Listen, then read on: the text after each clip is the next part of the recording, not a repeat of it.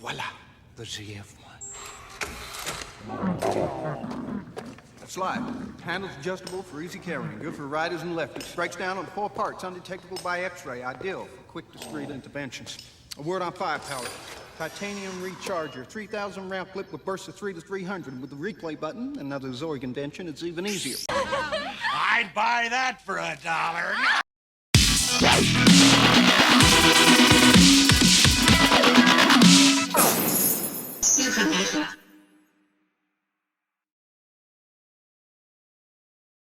What's happening, guys? Supernova here, back with another video.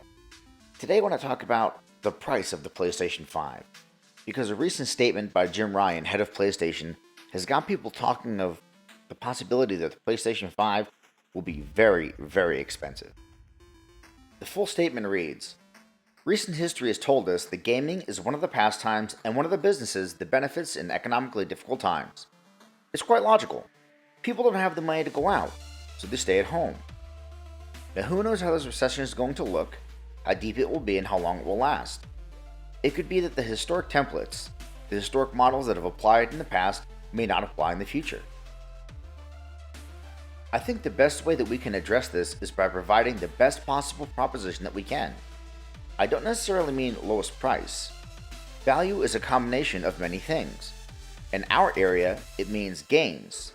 It means number of games, depth of games, breadth of games, quality of games, price of games, all of these things, and how they avail themselves of the feature set of the platform. Now, for some reason, people honed in on just one area of this entire statement, and it's this area right here.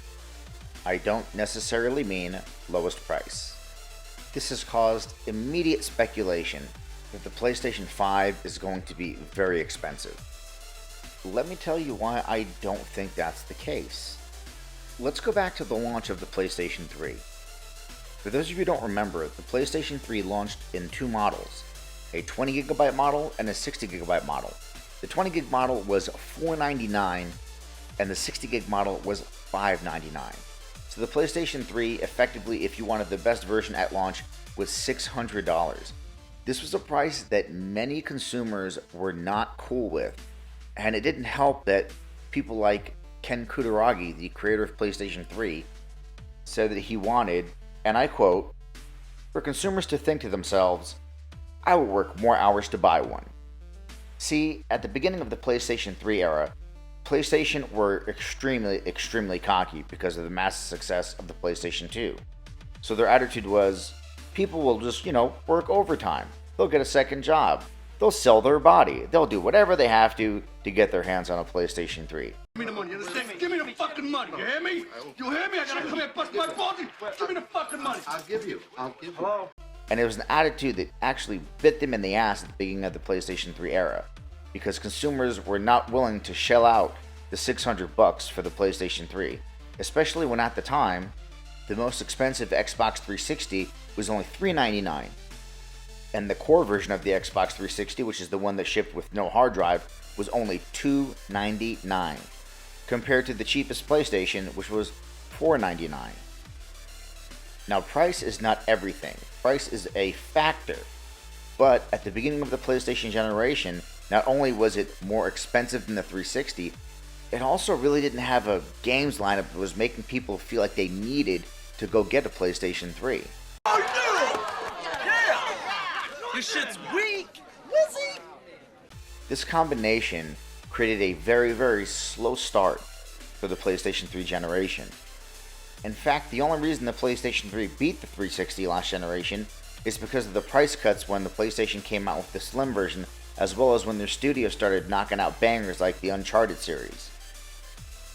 This was a lesson that Sony learned the hard way. And when it came to the PlayStation 4, Ken Kutaragi was now out of the picture.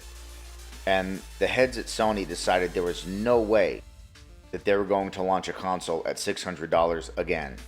Which is why when the PS4 launched, it launched at $399. Undercutting the Xbox One by $100 since Microsoft was forcing you to also purchase the Kinect camera. Later on, PlayStation would obviously release the PlayStation 4 Pro. This now at $499. $500. The PlayStation 4 Pro has seen moderate success at that $500 price point. And I don't think PlayStation would ever go any higher than that $500 point. As a matter of fact, there were rumors that were coming out earlier that the PlayStation 5 was actually going to release last Christmas and that it would be $600. And at the time, PlayStation shot down both the price and the release date. So that means they officially on the record said there is no way that the PlayStation 5 would cost $600. Now, I know some of you right away may be saying, well, they said no, it won't cost $600, but they never said it wouldn't cost $700. And while true, I think that that is quite a stretch. I think that PlayStation really likes that $400, $500 region, and I see zero chance that they launch a PS5 any higher than that. Same with the Series X. I'm pretty confident that both these consoles are going to be in that $400 to $500 region, just because historically that $600 region was kind of a no-go for consumers. It is kind of a weird situation though, because the modern world today is very different than it was when the PS3 and the 360 launched. We're now living in the world of $1,000+ cell phones that people buy every year. These things not only exist, people are buying them. Hell, the absolute cheapest iPhone you can buy is $400.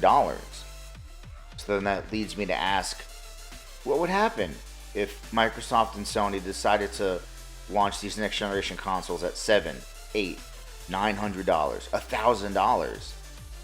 Would they sell? Would people buy them?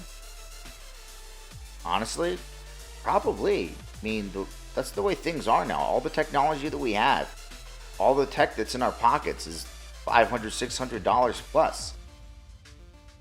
Still, I think the chance of that happening is very, very unlikely. I think these companies are going to stick to that $400, $500 range because that's where they've seen success in the past.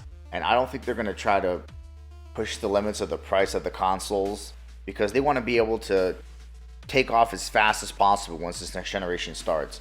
And pricing them that high is definitely not going to do that. We also know that Microsoft is saying they are looking to very aggressively price the Series X against the PlayStation 5, either undercutting them or by launching the much rumored, yet to be revealed, still codenamed Lockhart edition of the Xbox that would sit underneath the PlayStation 5 price-wise while the Series X sat above the PlayStation 5 price-wise. In this scenario, I still see the PlayStation 5 costing only $500. This is the only way I see any console costing more than $500, is if Microsoft decided that they were going to sandwich the PlayStation 5 between their two consoles. So you would have the Lockhart underneath at whatever price point they choose for that, and then the Series X would be the one that's $600, because they would justify the price as this is more powerful if you don't want to pay $600. Hey, we have the Lockhart for you, which is less expensive. But if they don't do the two console route, and they're just going to undercut the PlayStation 5 with the Series X, or at the very least match the price, again, I don't see these consoles being more than $500. Like I said, that's the sweet spot. In the past, $600 did not work out well for PlayStation. I don't see them going that route again. But who knows? All I know is that holiday 2020 is rolling up really quick, and these companies need to stop playing chicken with each other when it comes to the price and just let us know what these damn things are going to cost, because we know they're not exactly going to be cheap, and some of us are going to have to start saving up. Just saying. Well, that's the video, guys. What do you think? Do you think I'm right? The PlayStation 5 is only going to cost $500, or do you think it's going to be more expensive? Let me know in the comments, and as always, feel free to like, share, and subscribe, and I'll catch you on the next Supernova.